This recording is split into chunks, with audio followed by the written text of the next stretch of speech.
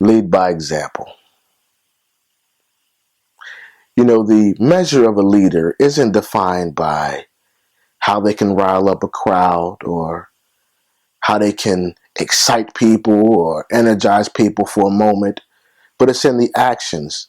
It's in what's carried out after the crowd subsides. Who's following? Who's participating? Who's working towards change? Who's following the mission? Who's truly behind that leader? You know, it often happens whenever there's a social injustice or people fighting for a cause is you get these charismatic leaders that come out, sort of the voice of the people. They get everybody energized. They get everybody riled up. They speak on behalf of the cause or the family or whatever's going on. And then nothing happens. When the cameras are off, when the crowd subsides, nothing happens. There's no change. There's no action items. There's no progressive movement towards success or even an objective. Quite honestly, there seems like the only objective is to create a stir, to rile up the crowd. And if that's the only objective, then mission accomplished. But the mark of a true leader is defined in how people follow him or her, how people respond to their call for action, how people will follow them towards success. You know, I heard a joke that if you're a leader and there's nobody following you, then you're just a person going for a walk. If there are no soldiers behind you, encouraging you, uplifting you, and following your plan, your mission, then you're all by yourself. Then effectively, you're not a leader. You're just somebody going along the way. So one of the ways that we can define a leader is, of course, by the people that follow them. And one thing that's important is to lead by example. Now, there are different types of leadership, and you can read leadership books from here until this time next year and identify different focuses and different ways to lead. But one thing that's critical is true leaders, genuine leaders, lead by example.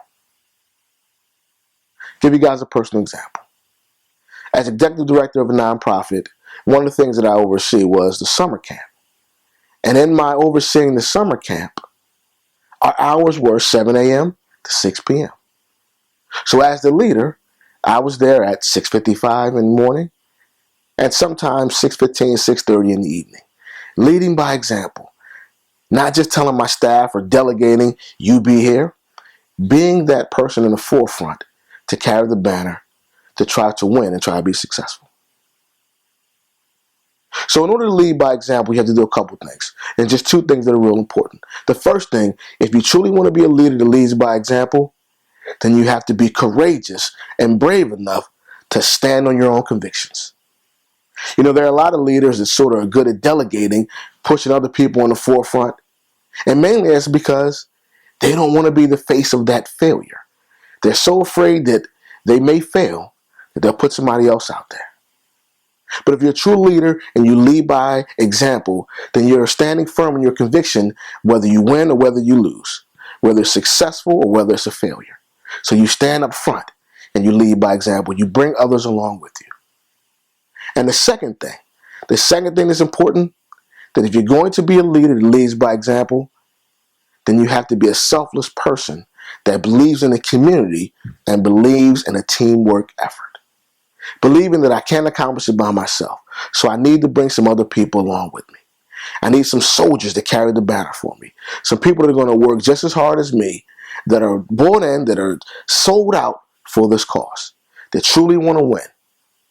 So whether you're a leader of a sports team, leader of a company, a department in a company, leader of a ministry, leader of anything, even your family, you have to make sure that you lead by example so that others will follow you. Others will see that you're out there in the forefront, not afraid to lose, not afraid to fail, desiring of being successful, striving to be great, and they'll follow along with you. Two things are very important. To lead by example, you have to stand firm, believe in your cause, stand on your own convictions, and you have to believe in the community, believe in the responsibility to help others and bring others along. Don't call yourself a leader if you're not willing to lead by example and to stand in the front. Oh,